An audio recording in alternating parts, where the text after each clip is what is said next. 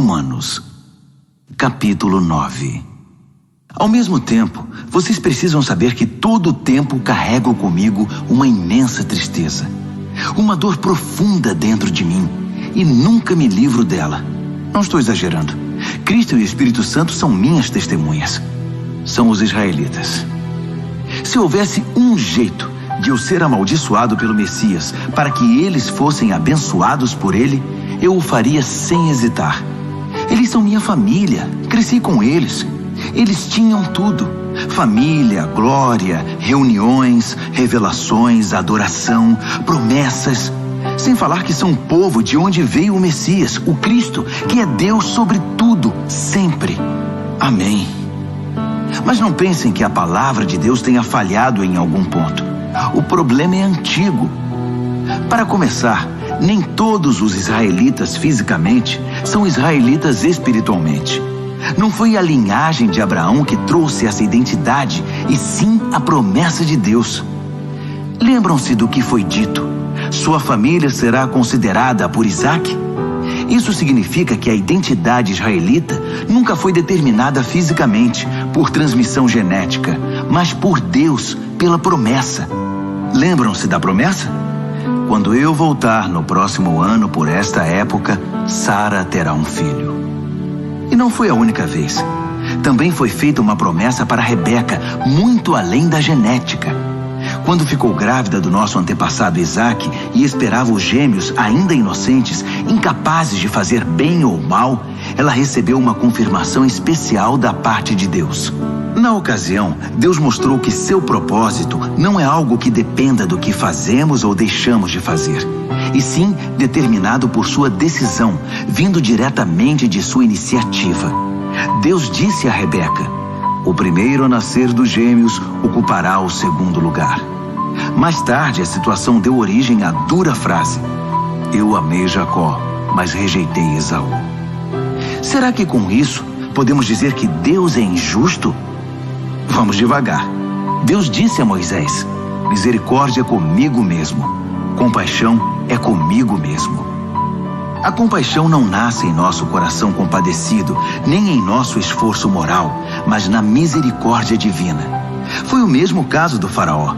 Eu o escolhi para ser mero coadjuvante no drama da minha poderosa salvação. Tudo o que estamos dizendo é que Deus tem a primeira palavra, iniciando a ação, na qual fazemos nossa parte para o bem ou para o mal. Então você pergunta: como pode Deus nos culpar por qualquer coisa se Ele está no controle de tudo? Se as grandes decisões já foram tomadas, que temos nós com isso? Calma. Quem você pensa que é para argumentar com Deus? Por algum instante você achou que algum de nós sabe o bastante para questioná-lo? O vaso não se dirige aos dedos que o moldaram dizendo: por que você me deu essa forma? Não é óbvio que o oleiro tem todo o direito de transformar um pedaço de argila num vaso de flores e outro numa panela de cozinhar feijão? Se Deus precisa de um pote especial para a sua ira e outro para a sua bondade gloriosa, não estará ele certo? O mesmo ele fez com os judeus, mas também acontece com outros povos. Oséias deixa isso claro: eu chamarei os sem nome e os nomearei. Chamarei os desprezados e os farei amados. No lugar em que gritaram: você não é ninguém, eles chamam vocês de filhos do Deus vivo. Isaías mantém a ênfase. Se cada grão de areia da praia fosse numerado e a soma chamada escolhidos de Deus, eles seriam ainda números, não nomes. A salvação vem por escolha pessoal. Deus não nos conta, chama pelo nome. Meros números não são seu objetivo. Isaías enxergou esta realidade. Se nosso poderoso Deus não nos tivesse dado um legado de filhos vivos, acabaríamos como cidades fantasma, como Sodoma e Gomorra. Como resumir tudo isso? Todos os que não pareciam interessados no que Deus estava fazendo, na verdade, abraçaram o que Deus fazia quando Ele endireitou a vida deles. E Israel, que parecia tão interessado em ler e falar sobre o que Deus estava fazendo, distanciou-se de Deus. Como puderam se distanciar? Porque em vez de confiar em Deus, eles assumiram o controle. Estavam envolvidos no que eles mesmos faziam, tão envolvidos nos seus projetos de Deus que não perceberam Deus à sua frente, como uma pedra no meio da estrada. Então tropeçaram nele e continuaram caindo. E Isaías de novo junta tudo isso numa metáfora. Cuidado, pois uma pedra enorme no caminho para o Monte Sião, uma pedra que você não pode contornar. Mas eu sou a pedra. Se você me procura, me encontrará a caminho, não obstruindo o caminho. Romanos, capítulo 10. Acreditem em mim, amigos. Para Israel desejo o melhor. Salvação, nada menos que isso. É o que desejo de todo o coração e em todo tempo oro a Deus por isso. Sei que os judeus são muito dedicados a Deus, mas estão fazendo tudo ao contrário. Não parecem entender que esse acerto da condição humana, que é a salvação, é obra de Deus, e muito bem sucedida. Eles montam suas lojas de salvação ao longo da rua e apregoam sua mercadoria. Após todos esses anos de recusa em se relacionar com Deus, nos termos dele, insistindo em fazer tudo à sua maneira, eles nada conseguiram como resultado. A revelação anterior tinha a intenção de nos deixar preparados para o Messias, apenas isso. Ele então iria consertar a situação dos que crescem nele.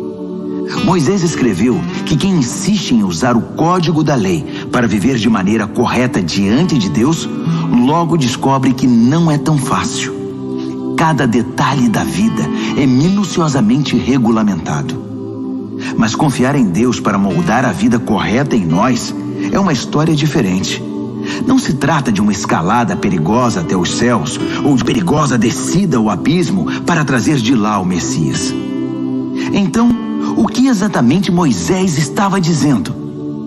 A palavra que salva está bem aqui, tão próxima quanto a língua da boca, tão próxima quanto o coração do peito.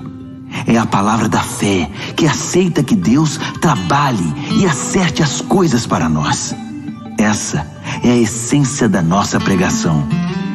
Diga a Deus as palavras de boas-vindas. Jesus é meu Senhor.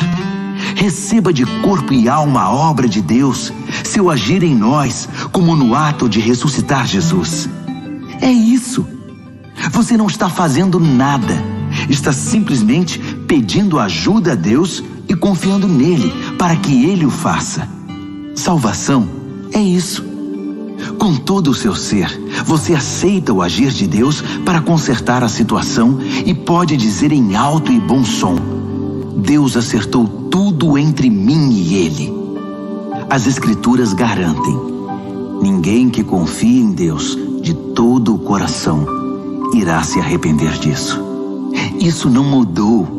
Não importa qual seja o antecedente religioso de alguém, o mesmo Deus é por todos nós, agindo do mesmo modo, com incrível generosidade para com todos os que buscam sua ajuda.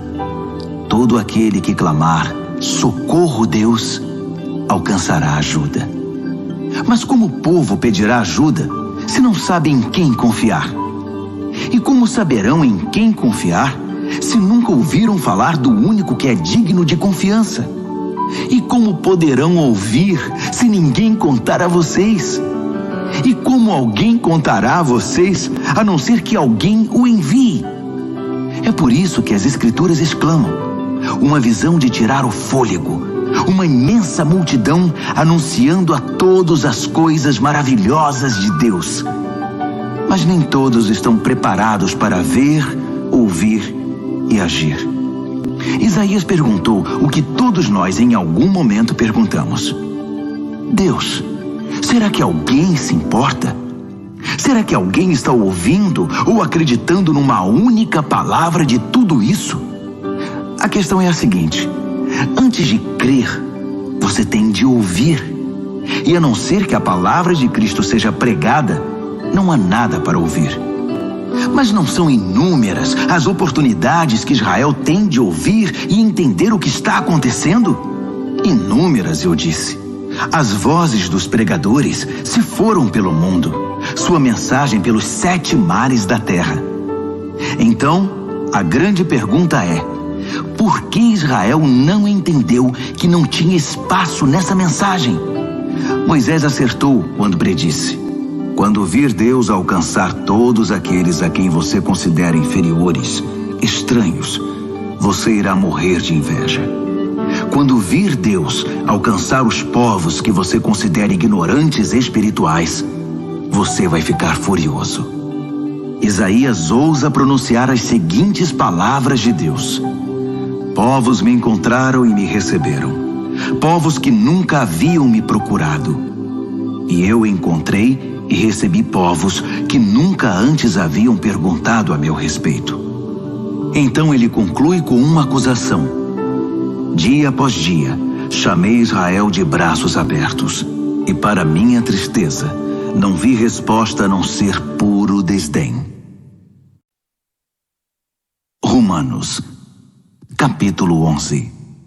Será que isso significa que Deus está tão farto de Israel que não quer mais nada com eles? É claro que não. Lembrem-se de que quem escreve estas coisas é um israelita, um descendente de Abraão, da tribo de Benjamim. Mais judeu impossível. Não estamos, portanto, falando de rejeição. Deus está muito envolvido com Israel. Investiu demais nesse povo para desistir agora.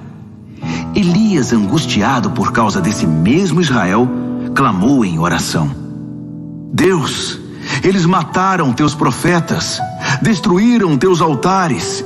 Só eu sobrevivi e agora eles estão atrás de mim. Lembram-se da resposta de Deus? Eu ainda tenho 7.000 que não desistiram, 7.000 que são leais até o fim. É a mesma coisa hoje. Ainda há uma minoria fiel e atuante. Talvez não muitos. Provavelmente mais do que vocês pensam.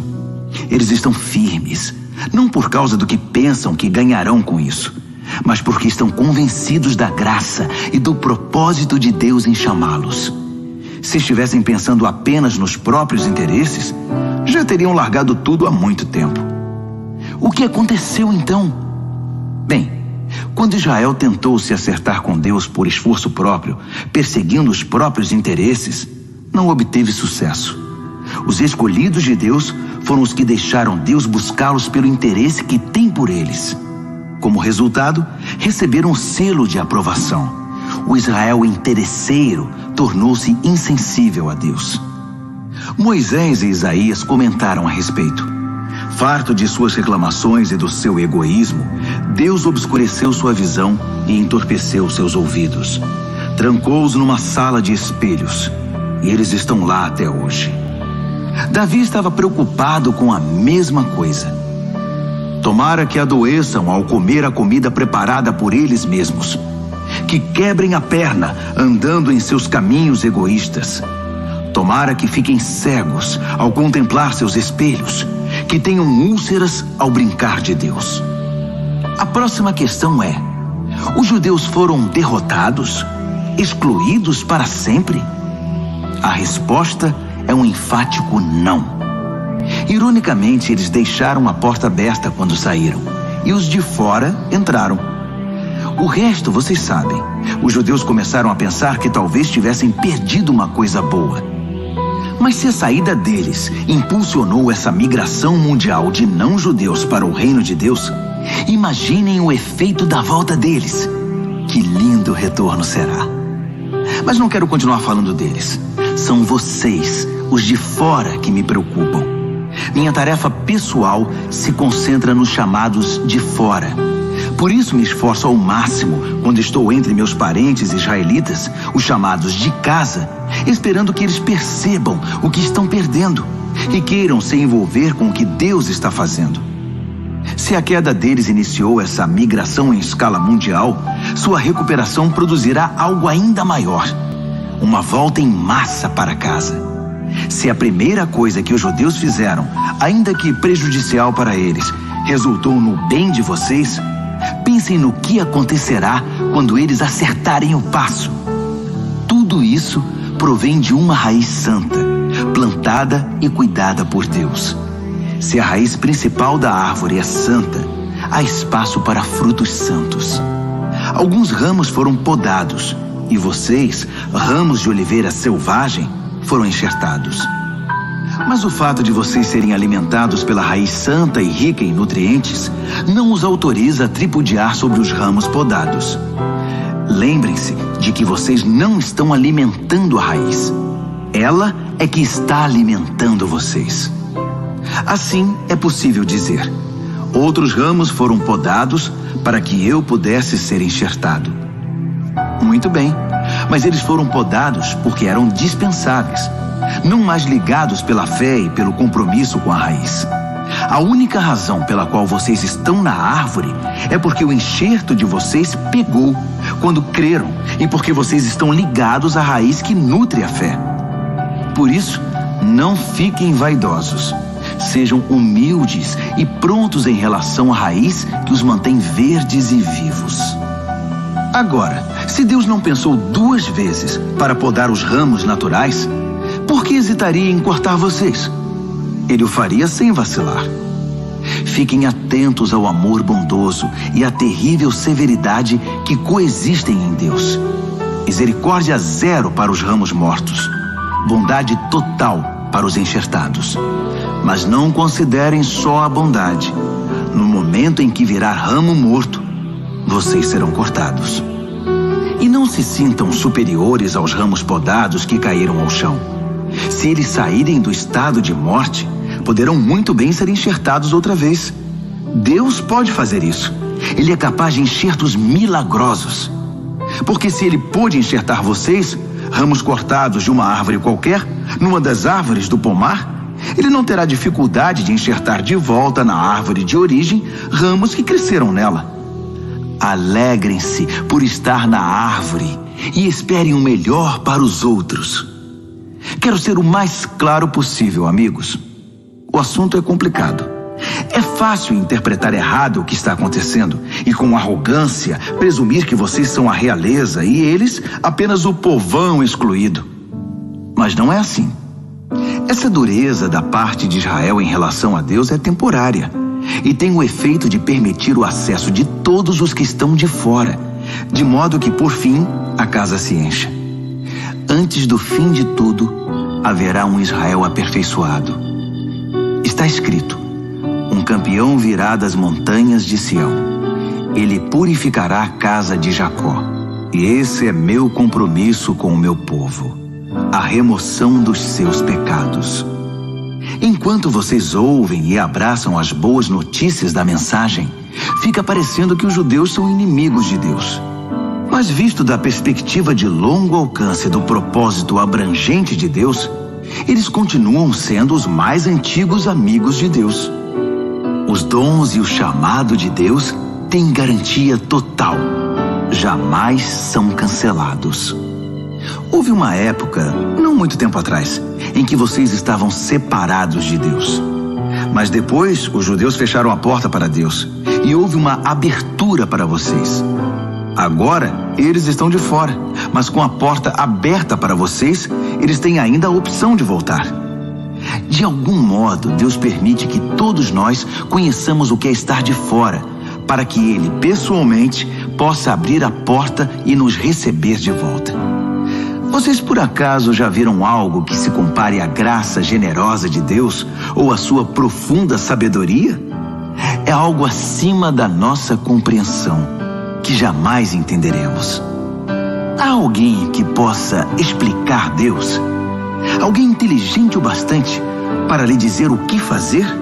Alguém que tenha feito a ele um grande favor? Ou a quem Deus tenha pedido conselho? Tudo dele procede. Tudo acontece por intermédio dele. Tudo termina nele. Glória para sempre. Louvor para sempre. Amém. Amém. Amém.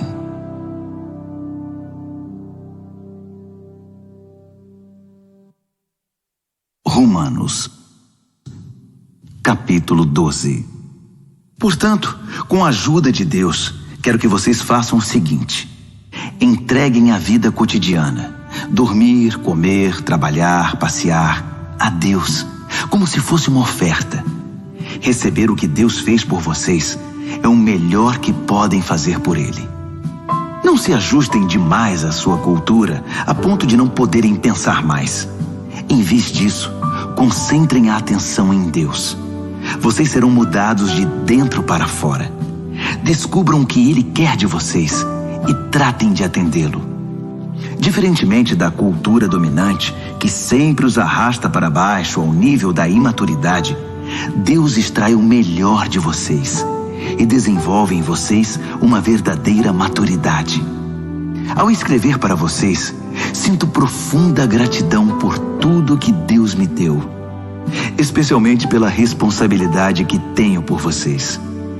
Vivendo assim, como cada um de vocês em pura graça, é importante que não tenham um conceito errado de vocês mesmos, achando que têm alguma bondade para apresentar a Deus. Não, é Deus quem concede tudo a vocês. O único modo de nos entendermos é pelo que Deus é e pelo que Ele faz por nós, não pelo que somos e fazemos por Ele. Assim, somos como as várias partes do corpo humano. Cada parte tem seu significado no corpo, visto como um todo, mas não o contrário. O corpo de que estamos falando é o corpo formado pelas pessoas escolhidas por Cristo. Cada um de nós encontra significado e função como parte desse corpo. Não podemos ser como um dedo decepado que não tem valor. Então, desde que estejamos ligados às outras partes constituídas de maneira genial e funcionando maravilhosamente no corpo de Cristo, sejamos o que fomos feitos para ser, sem inveja ou sentimento de superioridade sobre os outros, sem tentar ser algo que não somos. Se você prega, limite-se a pregar a mensagem de Deus. Se você ajuda, apenas ajude. Não tente assumir o comando. Se você ensina, apegue-se ao ensino. Se você tem a capacidade de encorajar, tome cuidado para não se tornar autoritário. Se você recebeu alguma posição de responsabilidade, não manipule. Se você foi chamado para ajudar gente em angústia, fique de olhos abertos e seja rápido em responder. Se você trabalha com os desamparados, não se permita ficar irritado ou deprimido por causa deles. Mantenha o sorriso. Amem de verdade, não de maneira fingida. Evitem o mal ao máximo. Apeguem-se ao bem como puderem. Sejam bons amigos que amam profundamente. Não procurem estar em evidência. Não se deixem esgotar. Mantenham-se animados e dispostos. Sejam servos vigilantes do Senhor, com uma expectativa alegre. Não desistam em tempos difíceis, mas orem com fervor. Ajudem os cristãos necessitados e pratiquem a hospitalidade. Abençoem os inimigos. Não haja maldição em suas palavras. Riam quando seus amigos estiverem alegres. Chorem com eles quando estiverem tristes. Ajudem-se uns aos outros. Não sejam arrogantes. Façam amigos entre as pessoas mais simples. Não se julguem importantes. Não revidem. Descubram a beleza que há em todos. Se você a descobriu em você, faça o mesmo com todos. Não insistam na vingança. Ela não pertence a vocês. Eu vou julgar. Eu vou cuidar disso, diz Deus. As Escrituras recomendam que, se você vir seu inimigo com fome, ofereça-lhe um bom almoço. Se estiver com sede, dê-lhe de beber. Sua bondade irá surpreendê-lo. Não permita que o mal vença em sua vida, mas vença o mal com a prática do bem.